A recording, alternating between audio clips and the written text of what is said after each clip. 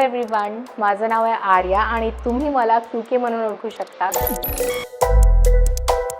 आता सगळ्यात आधी मी सुरू करणार की माझं नाव क्यूके कसं पडलं. मी एक विदर्भाची रॅपर आहे आणि रॅपर म्हटलं की थोडंसं डिफिकल्ट असतं, कारण विदर्भा आणि मराठी रॅपर मुलगी is two different thing. People don't connect too much.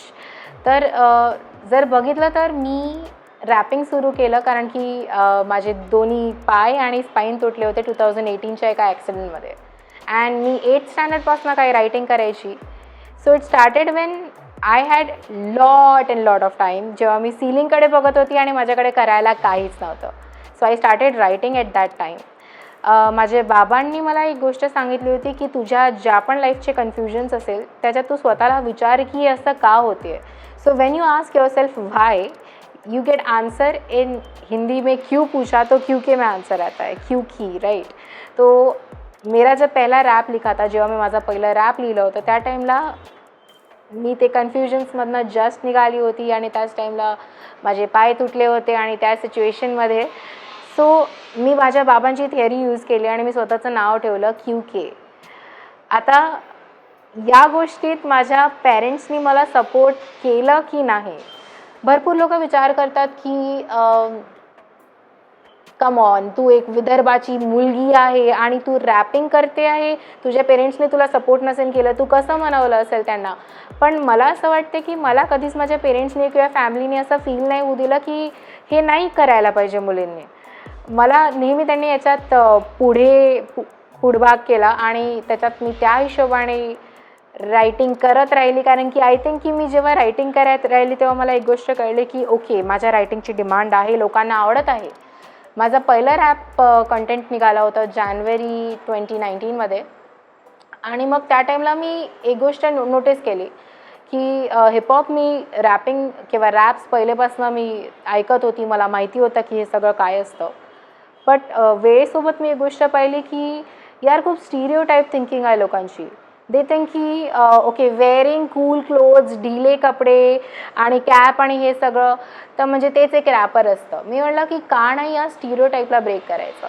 म्हणजे मी आणू शकते रिव्होल्युशन, का नाही आणू शकत. म्हणजे एक मुलगी असून आय डोंट थिंक की that changes anything. So that's what I did. मी नऊवार घालून रॅप करणं सुरू केलं. आता तुम्ही विचार कराल की नऊवारी कशाला घातलं.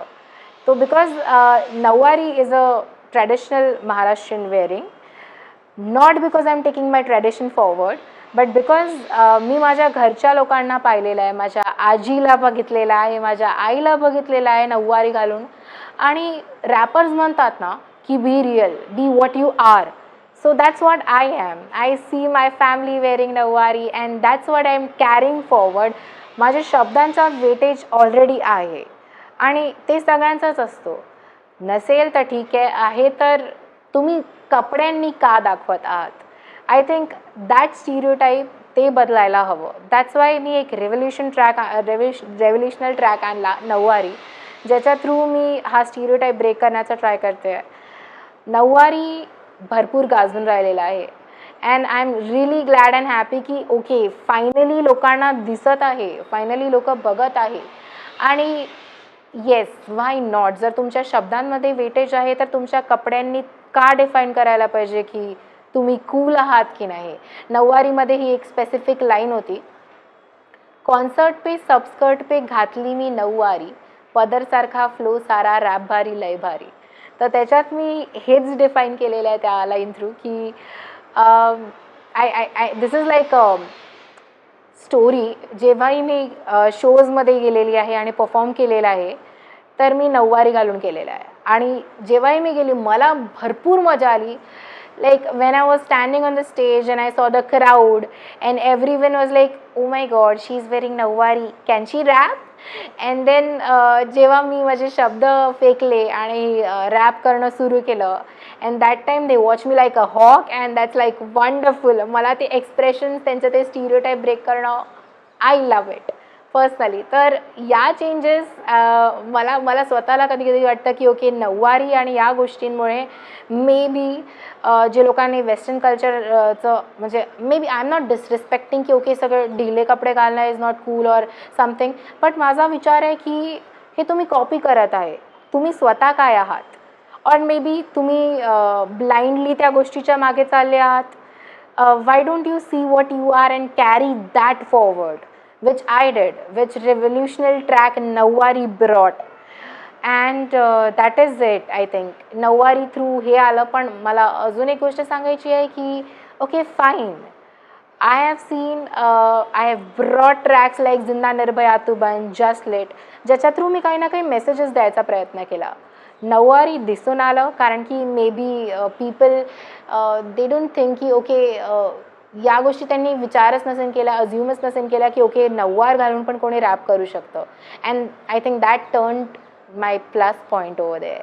कारण की ओके, जिंदा निर्भया तू बन रेपवर भरपूर लोकांनी लिहिलेलं आहे, सुसाईड केसेसवर भरपूर लोकांनी लिहिलेलं आहे, बट नऊवारी या टॉपिकवर जे मी माझे थॉट प्रोसेस आणलेले आहे ते भरपूर कमी लोकांनी लिहिलेलं आहे. आणि तेच एका विदर्भाची मुलगी असून जेव्हा मी हे सगळं करते तर आधी लोकांना वाटायचं की अरे तू एक आर्किटेक्चर स्टुडंट आहे आणि तू हे सगळं करते, तुला काय भेटणार आहे याच्यात तू. आणि but I think I trusted my art, my talent, and my parents trusted that. And I can say it's like my art or something, it's inborn. मी 8वीपासून लिहायची, तो that was inside me. With time ते फक्त मी माझ्या पेजेसवर आणलेलं आहे. That is me स्वतःला ओतते आहे माझ्या कागदांवर आणि ते सगळ्यांपुढे आणते आहे. तर मला नाही वाटत की लोकांना असा विचार करायला हवा होता, कारण की आता जेव्हा त्यांना माझे रॅप्स दिसतात, everyone is like we are proud of you because you are changing something, you are bringing something new to the world, you are introducing something new to the world. And I love it. I love that expression of people, and when they think like that, when they come to me like that, when they say all this, it's beautiful. And why not? एक लडकी होणं किंवा एक मुलगी असून हे सगळं काही बदलतं का याने? हा माझा थॉट प्रोसेस आहे की मला माझ्या घरवाल्यांनी, माझ्या घरच्यांनी काहीच असं कधी फील नाही करवलं, माझ्या आर्टनी कधी फील नाही करवलं, माझ्या रायटिंगनी कधी फील नाही करवलं. तर आपण असा खरंच विचार करायला पाहिजे का की मुली या गोष्टी किंवा विदर्भाच्या मुली किंवा कुठच्याही मुली या गोष्टी किंवा आपल्या टॅलेंटला किंवा आपल्या आतमधल्या गोष्टी जेव्हा when we show the world, why should we not do it?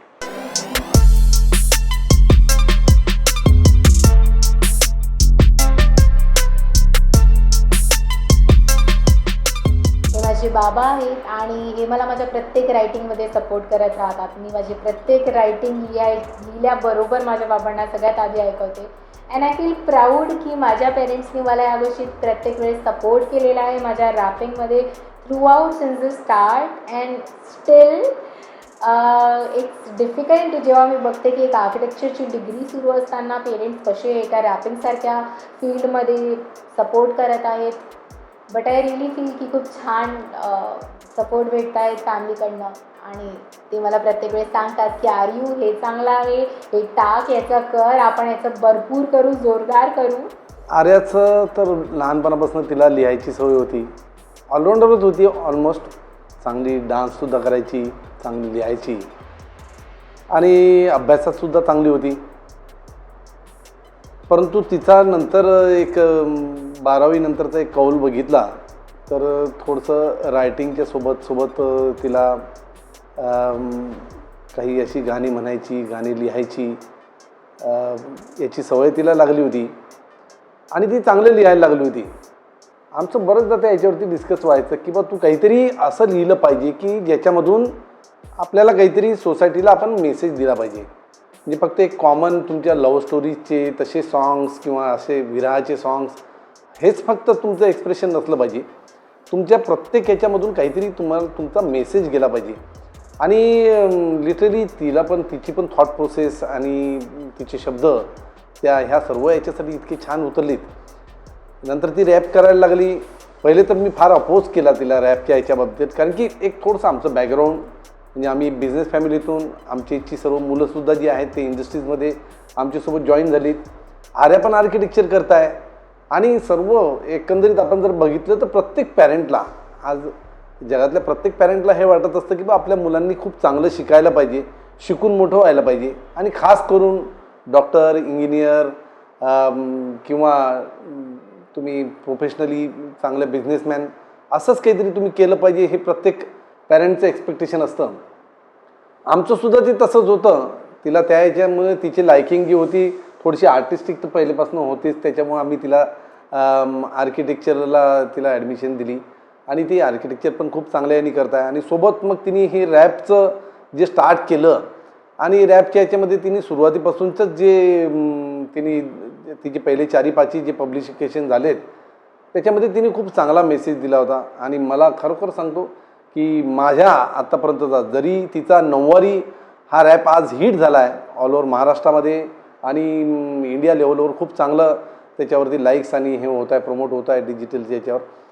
परंतु मला मनापासून आवडलेला तिचा निर्भयाचं जी स्टोरी होती, म्हणजे ॲक्च्युअल तिने त्या याच्यावरती सर्व मुलींसाठी जो मेसेज दिला की बा तुम्ही कधीच मागे नाही राहायला पाहिजे, हारायला नाही पाहिजे, स्वतःला कुठल्या याच्यामध्ये निगेटिव्ह नाही व्हायला पाहिजे, पॉझिटिव्ह राहून प्रत्येक कोणत्याही सिच्युएशनला तुम्ही फेस केलं पाहिजे आणि तुम्ही त्या याच्यातून स्वतःला सक्सेसफुल केलं पाहिजे. तसंच आता तिने जो 9वारी रॅप लिहिला त्या याच्यामध्ये तिने ऑलरेडी सांगितलंच की 9वारीच्या मागची तिची थीम काय होती की बा असं नाही आहे की तुम्ही मॉडर्न कपडे घालून, वेस्टर्न कपडे घालूनच रॅप म्हणू शकता किंवा त्याला सक्सेसफुली पब्लिश करू शकता. तुम्ही ह्याही याच्यामध्ये तुमचा मेसेज जर प्रॉपर असेल आणि तुम्ही तुमच्या कल्चरशी थोडंसं रिलेटेड असाल तर नक्कीच त्याला, याच्यासाठी मी बेस्ट एक्झाम्पल तिला नेहमी सांगत असतो की साऊथ इंडियन जितकी साऊथ इंडियन मूव्हीज आहेत किंवा साऊथ इंडियन कल्चर आहे त्या लोकांचं हायली एज्युकेटेड लोक असतात आणि सोबतच ते त्यांचं कल्चरसुद्धा खूप मेंटेन करतात. जे कल्चर आपल्याला त्यांच्या प्रेझेंटेशनमधून आपल्याला बघायला मिळतं ते कुठल्या मीडियामध्ये आपल्याला बघायला मिळत नाही, म्हणजे अदर लँग्वेजेसमध्ये बघायला मिळत नाही. पण तरी ते अतिशय सक्सेसफुल प्रत्येक याच्यामध्ये ते आहात आणि आहेत. तर तसंच आपण ह्या याच्यातसुद्धा आपण महाराष्ट्रीयन आहोत. आपण मराठी लोकांनी आपलं कल्चर जर आपण मेंटेन केलं आणि त्या याच्यातून जर आपण एक चांगला मेसेज दिला समाजाला तर नक्कीच त्या याच्यातून बाकीच्या मुलींनासुद्धा खूप काहीतरी शिकायला मिळेल. माझा तर स्पेशली सर्व पॅरेंट्सला एक मेसेज आहे, असं मी नाही समजत की बाबा मी खूप काही सक्सेसफुल आहे आणि नक्की, पण मी I am proud father of Arya की माझी इतकी छान मुलगी इतकी चांगलं लिहिते, इतकं चांगलं प्रेझेंट करतं. तर माझा मेसेज हा सर्व पालकांना हाच आहे की मुलांची जी लायकिंग आहे, मुलांची जी आवड आहे ती त्यांना करू द्यायला पाहिजे. नक्कीच म्हणजे त्यांच्या आवडीनुसार जर आपण त्यांना जर सपोर्ट केला तर मुलं फार यशस्वी होतात. आणि असं कुठलंच फील्ड नाही आहे की ज्या याच्यामध्ये तुम्ही तुमचं करिअर करू शकत नाही. या याच्यामध्ये आता आर्याचं जो एक आम्ही आमचा एवढा बिझनेस करतो, आम्ही ऑल ओव्हर इंडिया बेसवर करतो, पण जेवढं नाव आज आमच्या बिझनेसच्या माध्यमातून झालं नाही तेवढं तिच्या एका अल्बमच्या याच्यामुळं ते झालं. तर ही फार मोठी गोष्ट आणि अभिमानाची, फार आनंदाची गोष्ट आहे आमच्यासाठी. तर माझं सर्वांसाठी मेसेज हाच आहे की मुलींना जे आहे खूप चांगलं शिक्षण द्या, त्यांच्या लायकिंगनुसार त्यांना करू द्या, मुली असो मुलं असो सर्वांना त्यांच्या लायकिंगनुसार करू द्या आणि असंच त्यांनी त्यांचं करिअर चांगलं घडवू.